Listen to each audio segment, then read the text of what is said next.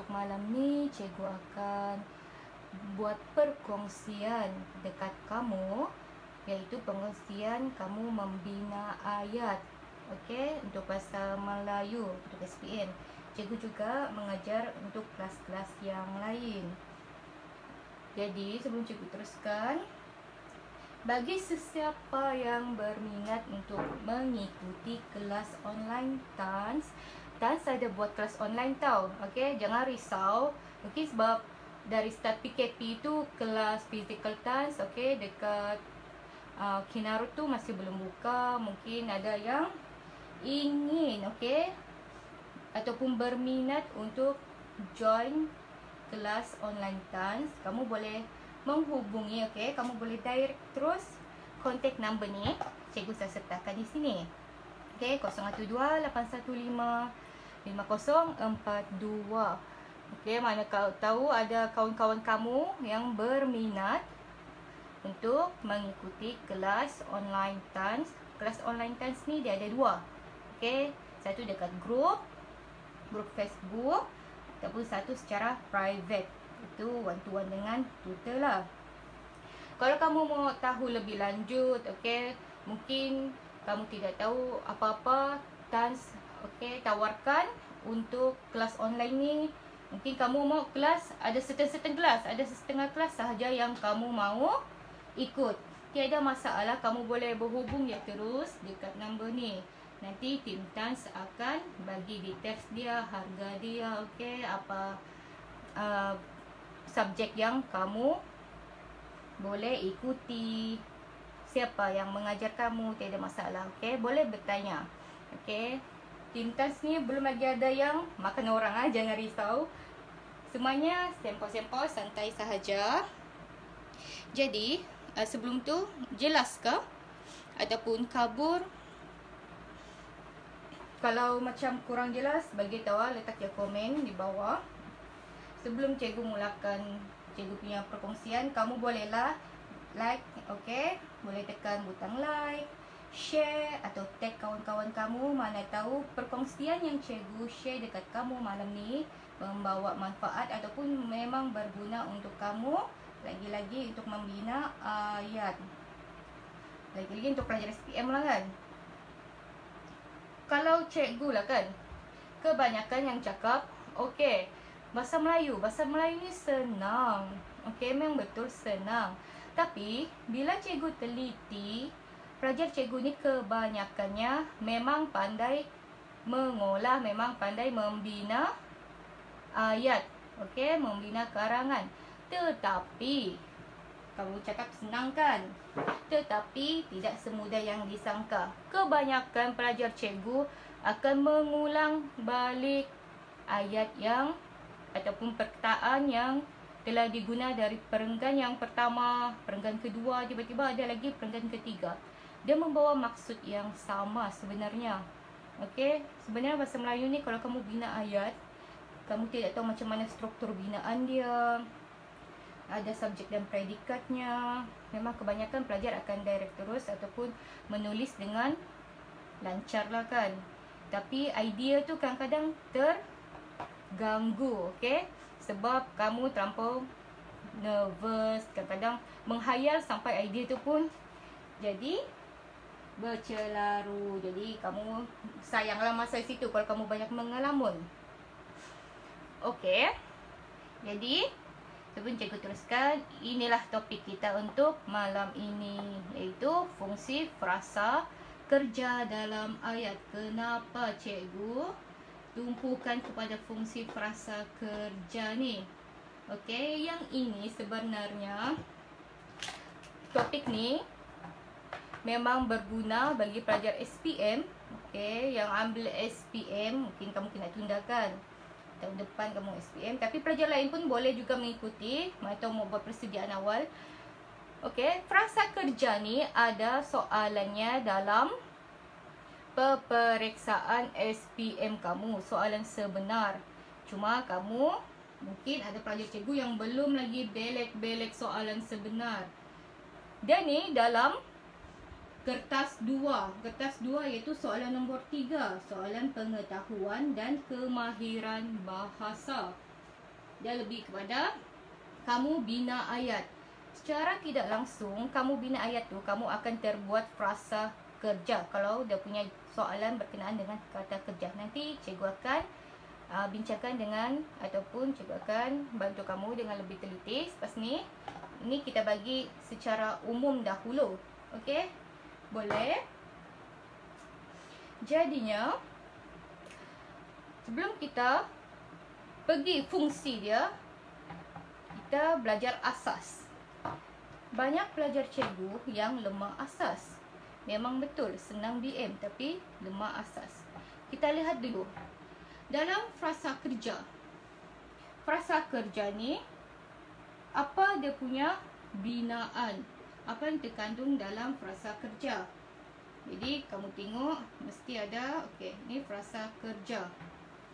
Ni cikgu bagi tahu asas saja, definisi dia atau present secara ringkas. Okey, frasa kerja ni dia merupakan binaan yang boleh mengandungi satu perkataan atau lebih, yang mana kata intinya ialah kata kerja. Sebab namanya frasa kerja, intinya mestilah kata kerja. Di sini binaan dia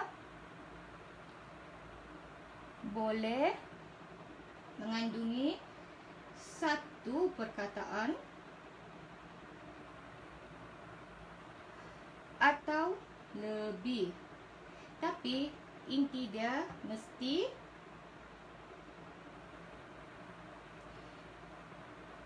kata kerja. Sebab dia frasa kerja kan, jadi inti dia mesti kata kerja. Okey. Boleh? Adakah cikgu terlampau laju atau suara cikgu tidak jelas? Kalau ada sebarang pertanyaan, kamu boleh letak je kamu punya pertanyaan, persoalan tu di bawah. Tiada masalah. Cikgu, insyaAllah cikgu akan cuba untuk menjawab. Okey. Yang kedua, kata kerja. Apa benda kata kerja ni? Pelajar atau audiens cikgu yang tengok sekarang ni, ada yang tahu kata kerja ni apa? Benda ni dari sekolah rendah kamu sudah belajar, benda asas. Tapi kadang ada pelajar yang keliru. Okey. Kata kerja ni dia merupakan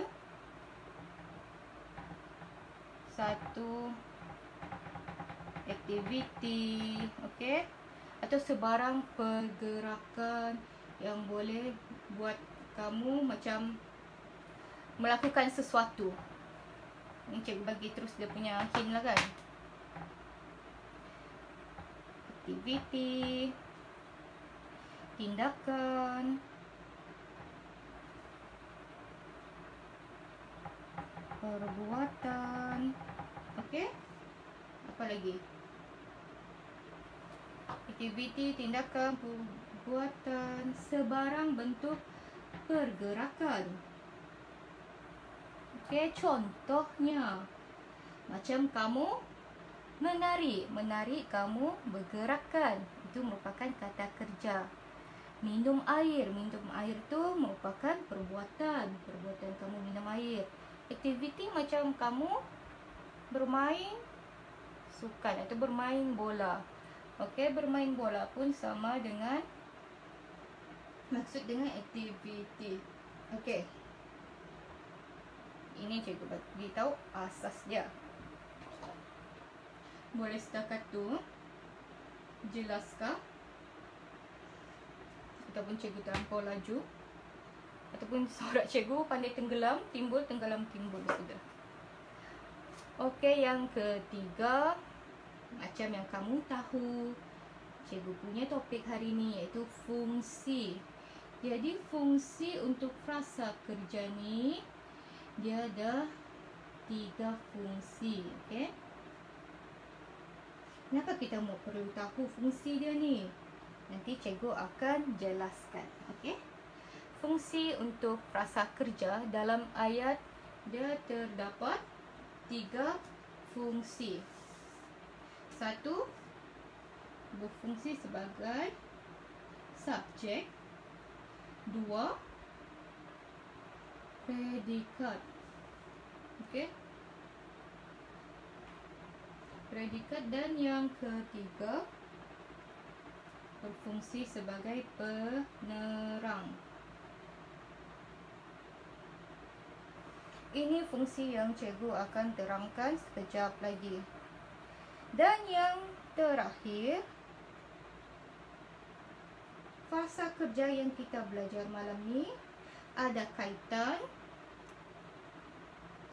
dengan soalan sebenar.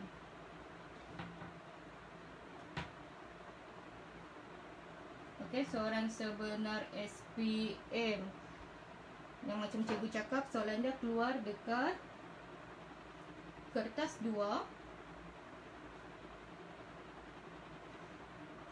Okey, siapa yang menonton cikgu punya live ni, mesti kamu tahulah dia mesti di kertas 2, iaitu soalan nombor 3. Soalan nombor 3 ni apa? Pemahaman,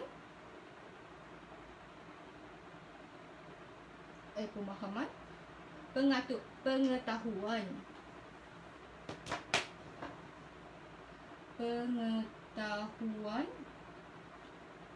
dan kemahiran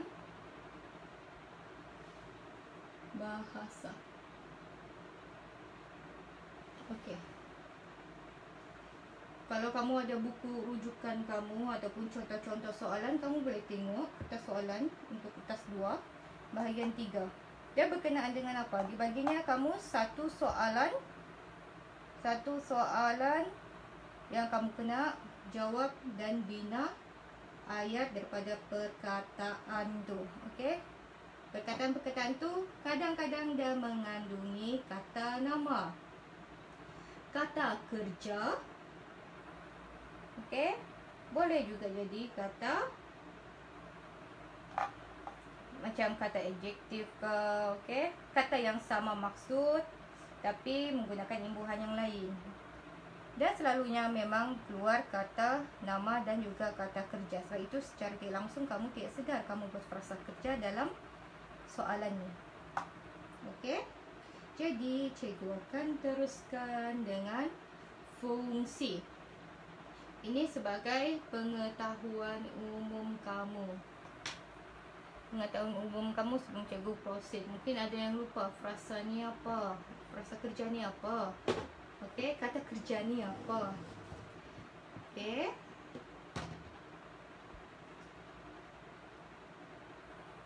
Boleh nampak? Sekejap ya. Cikgu risau. Okey. Seterusnya kita akan sentuh fungsi frasa kerja dalam ayat. Yang pertama, fungsi dia sebagai subjek. Kedua, fungsi dia sebagai predikat.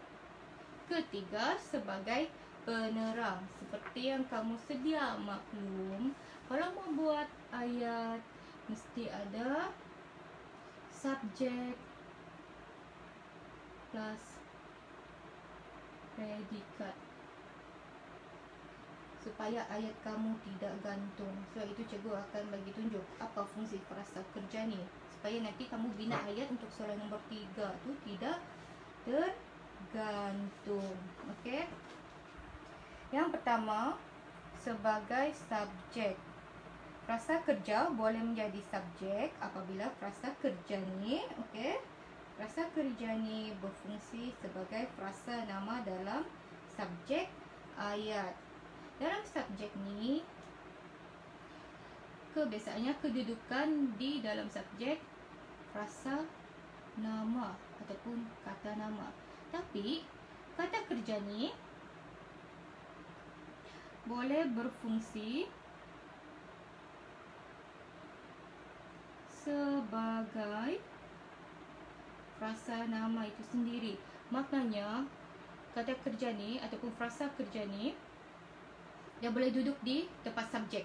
Dia menggantikan tempat frasa nama tu. Boleh faham?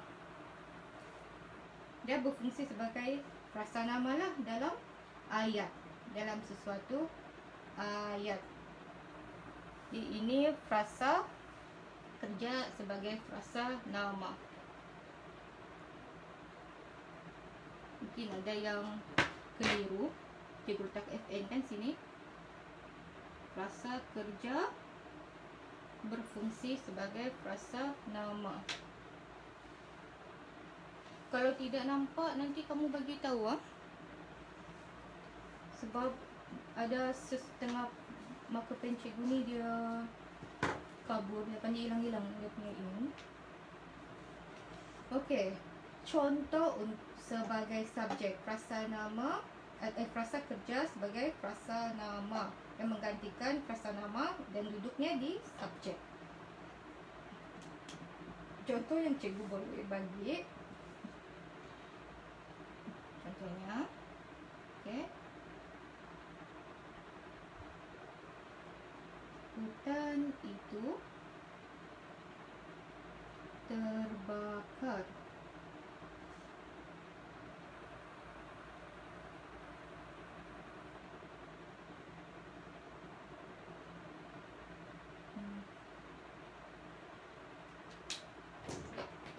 Cikgu bagi contoh yang lain.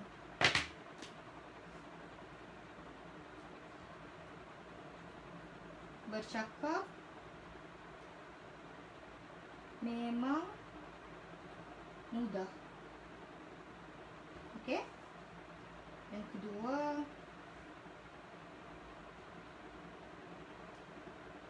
makan ulam mencantikkan kulit. Ini contoh yang cikgu, contoh ringkas yang cikgu boleh bagi. Jadi, contoh yang cikgu bagi ni 1 dan 2. Ya, kamu lihat macam cikgu bilang dalam ayat, okey. Dalam ayat mesti ada subjek dan predikat. Dan bila kamu buat ayat, jangan lupa untuk titik atau koma. Sebab ayat struktur dia atau binaan dia sudah lengkap. Jadi kamu jangan lupa letak titik. Okey, nokta. Bukan koma, nokta. Jadi cuba kamu tengok di sini. Bercakap memang mudah. Bercakap ni dia merupakan apa? Bercakap ni dia merupakan subjek. Memang mudah merupakan predikat. Macam cikgu bilang. Okey, cikgu cakap bina ayat mesti ada subjek dan predikat. Jadinya, cuba kamu lihat mana satu kata kerja di sini. Okey? Mana satu boleh dijadikan dengan frasa kerja. Rasanya mana satu? Ada sesiapa yang tahu?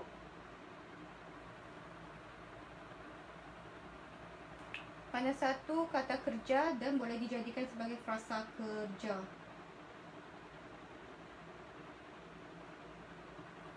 Jadi, kata kerja dia ialah cakap. Okey?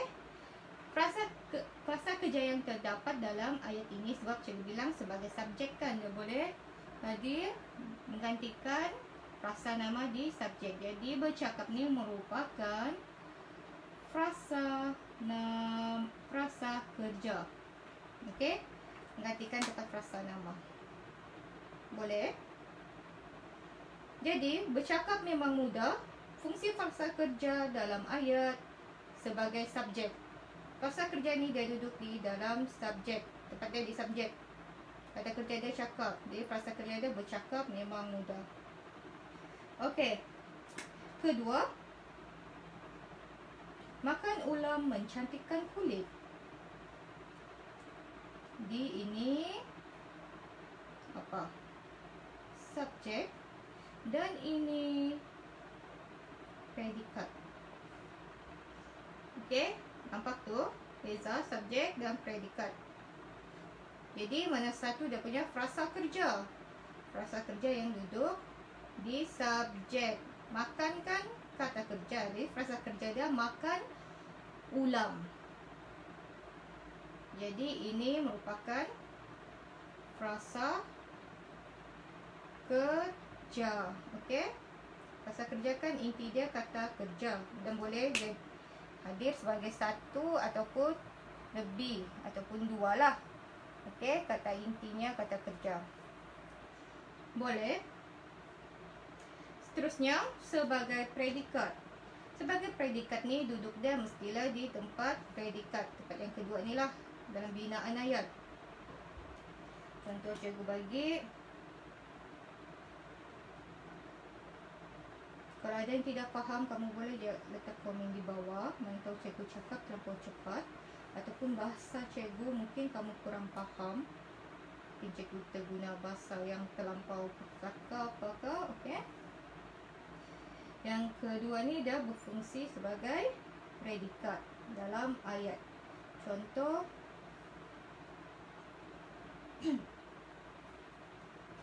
contoh yang cikgu boleh bagi.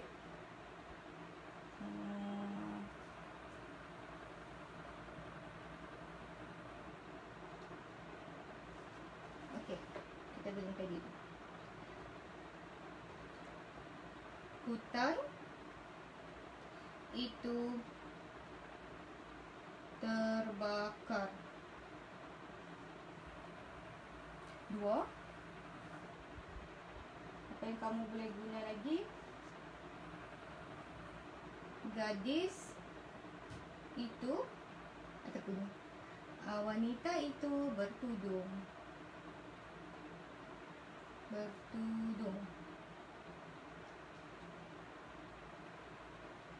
Okey. Ataupun satu lagi,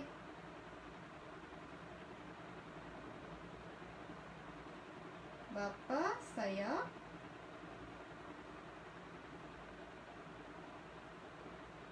akan naik haji tahun ini.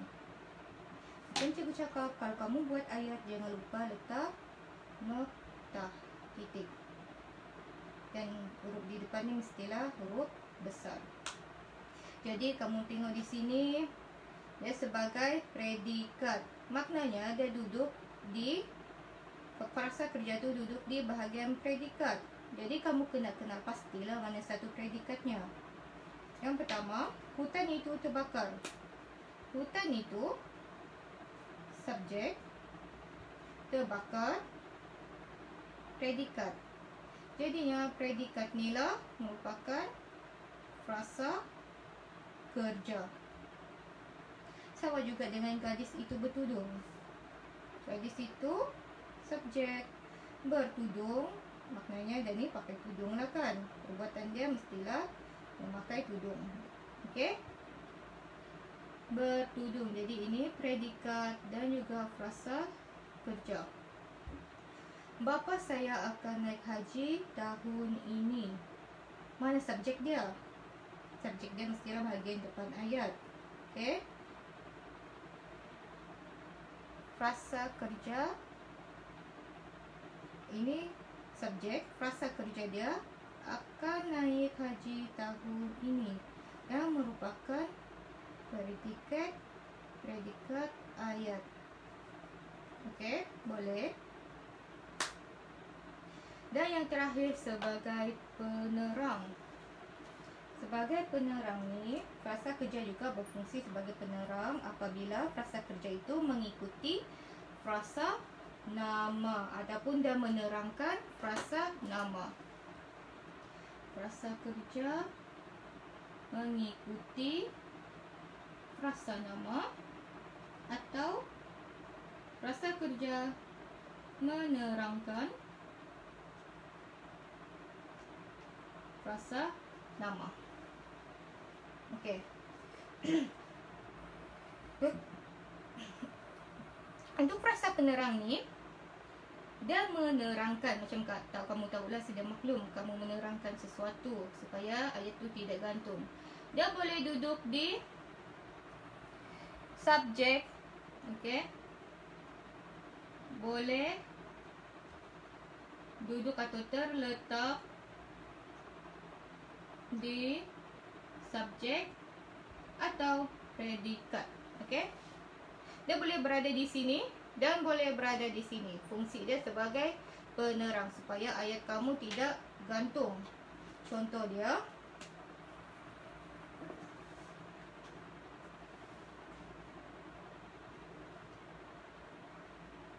tugas mengasuh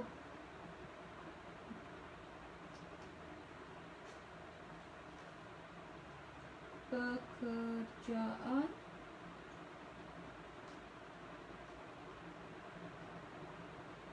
gadis itu.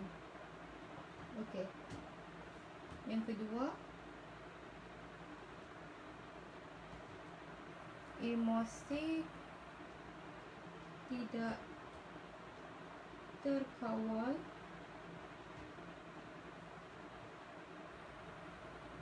boleh merosakkan diri.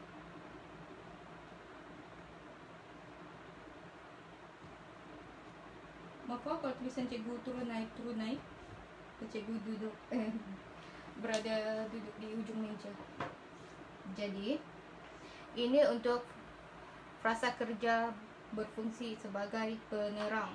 Okey, ini dia punya, sebagai kamu punya pengetahuan umum lah juga.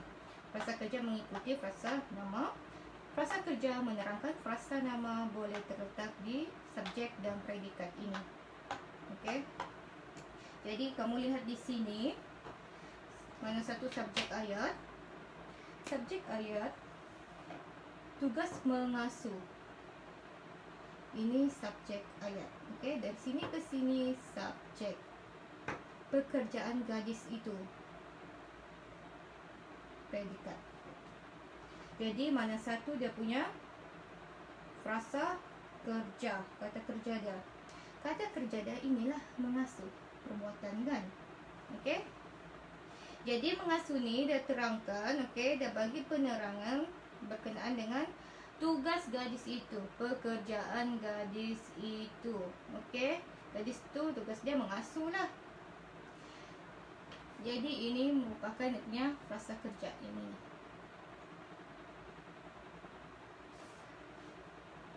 Seterusnya, emosi tidak terkawal boleh merosakkan diri.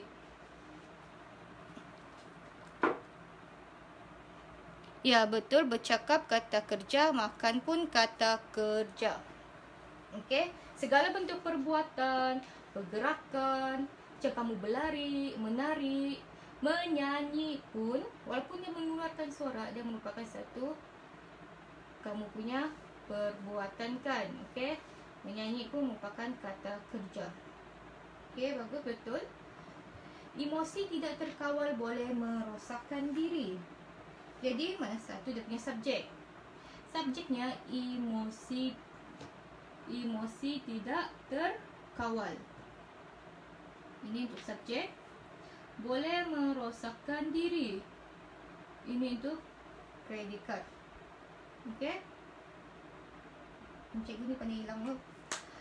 Jadi mana dia punya frasa kerja? Siapa boleh tangkap mana satu frasa kerja untuk emosi tidak terkawal boleh merosakkan diri?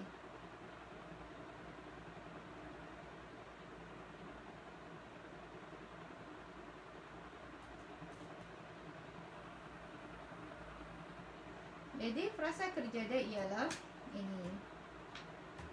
Tidak terkawal. Ini merupakan frasa kerja dia. Okey.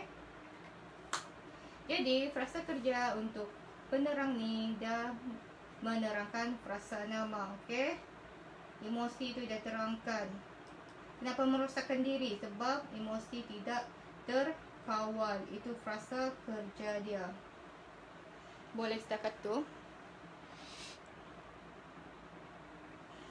Iya, jadi subjek ni dia boleh hadir kata nama. Tidak kisahlah kata nama am ke, kata ganti diri ke, kata majmuk ke, okey. Kata nama yang penting dah kata nama. Tapi terdapat juga kata lain yang boleh berperanan sebagai subjek. Okey, contohnya macam frasa kerja ni lah. Frasa kerja ni dia berfungsi sebagai frasa nama. Maknanya perkataan tu, frasa kerja tu, dia terletak di bahagian subjek ayat. Peranannya sebagai frasa nama. Dia menggantikan diri dia tu sebagai frasa nama. Macam ni lah, bercakap memang mudah. Memang ada. Ayat ni ada maksud kan? Okey. Bercakap memang mudah. Jadi bercakap ni merupakan kata kerja dan bercakap merupakan frasa kerja dia. Okey. Jadi frasa kerja dia ni dia duduk di mana? Kita lihat. Ayat dia ini sahaja. Dia duduk di bahagian subjek. Jadinya frasa kerja ni berfungsi sebagai subjek lah. Okey. Dia sebagai subjek dan berfungsi sebagai frasa nama. Dia menggantikan dirinya sebagai frasa nama. Okey.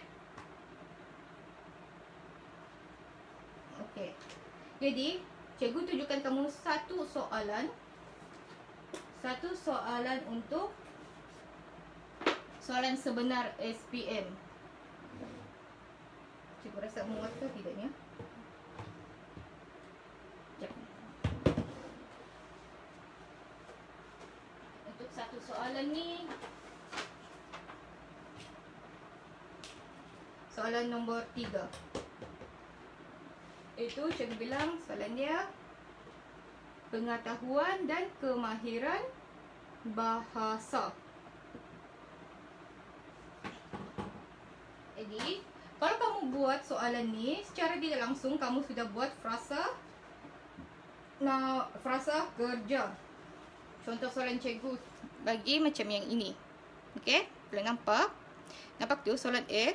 Tuliskan satu ayat bagi setiap perkataan dalam pasangan perkataan. Okey, kalau macam ni, tips cikgu bagi. Kalau macam ni, kamu jangan buat satu ayat. Dalam dia ada dua ni ya. Okey, dia ni berpasangan. Markah dia 6. So, kamu kena buat setiap ni satu ayat juga. Jadi, sini 1, 1, 1, 1, 1, 1. Ada 6 ayat.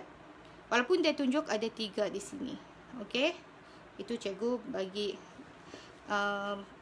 peringatan dekat kamu lah. Lagi-lagi pelajar SPM. Jadinya, untuk yang ini, cuba kamu lihat. 1, 2 dan 3 tu. Okey. 1, 2 dan 3 tu merupakan kata kerja kan. So, itu cikgu bilang. Cikgu ajar fungsi frasa kerja ni dalam ayat secara tidak langsung akan sentuh soalan yang keluar dekat SPM. Jadi, ini contoh untuk frasa kerja yang kamu boleh jawab. Kata kerja dan frasa kerja yang boleh kamu bina dalam ayat kamu. Selain daripada ini, dia boleh keluar soalan dalam bentuk macam frasa nama, contoh macam mahasiswa, macam gitu. Lepas tu kamu bina ayat. Okey? Cikgu ambil satu contoh.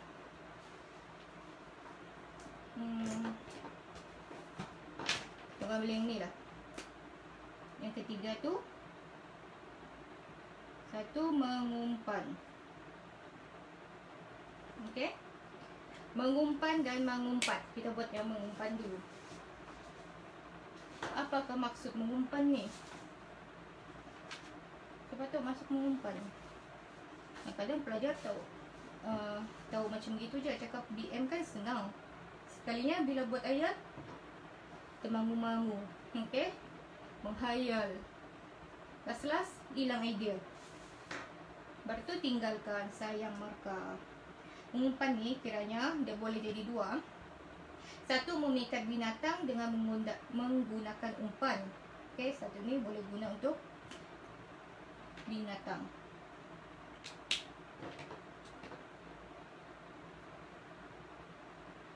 Satu lagi, kamu boleh umpan dekat manusia supaya terpedaya atau tertipu.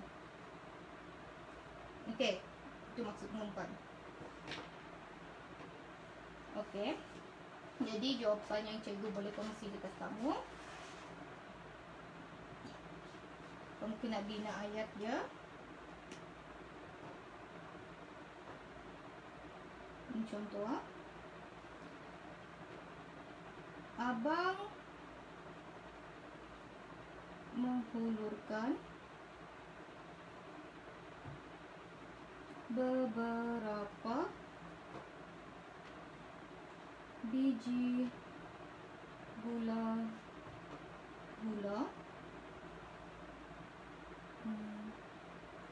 untuk mengumpan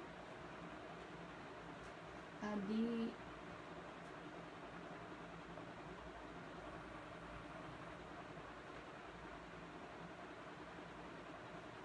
yang tidak mahu ke sekolah.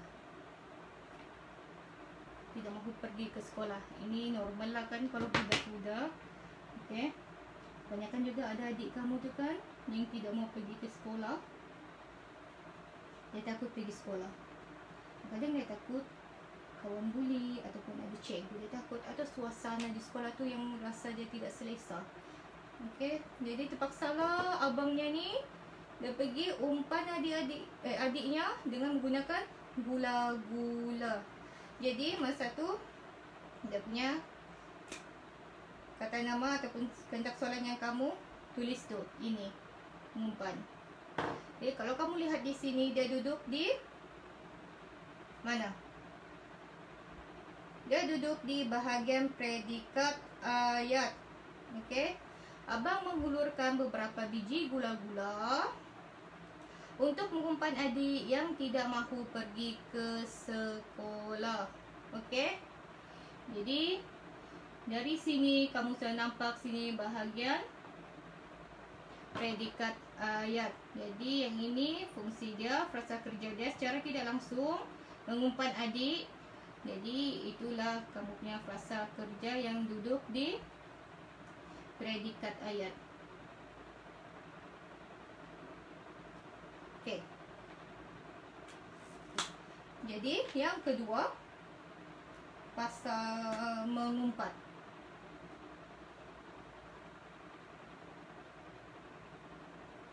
Okey, ini mengumpat. Kamu tahu kan mengumpat apa? Mustahil lah tidak orang tahu mengumpat ni apa. Ya, betul, mengumpat ni tipu daya terhadap manusia dan juga ikat binatang gunakan umpan, ataupun dia pikat tu binatang menggunakan umpan. Betul, dia boleh gunakan sebagai untuk binatang dan juga manusia. Jadi mengumpat ni, siapa tahu mengumpat? Mustahil dari orang tahu mengumpat kan? Okey. Mengumpat ni kiranya macam memburukkan lah. Okey.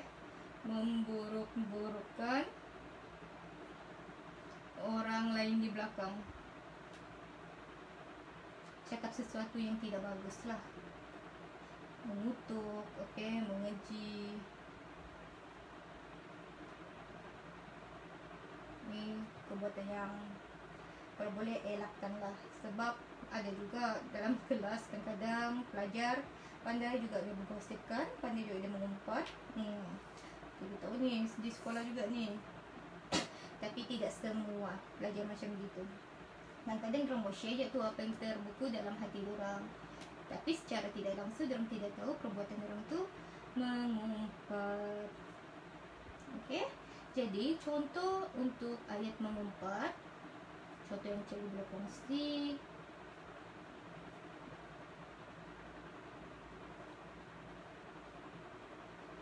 Perbuatan mengumpat. Okey, perbuatan mengumpat perlu dielakkan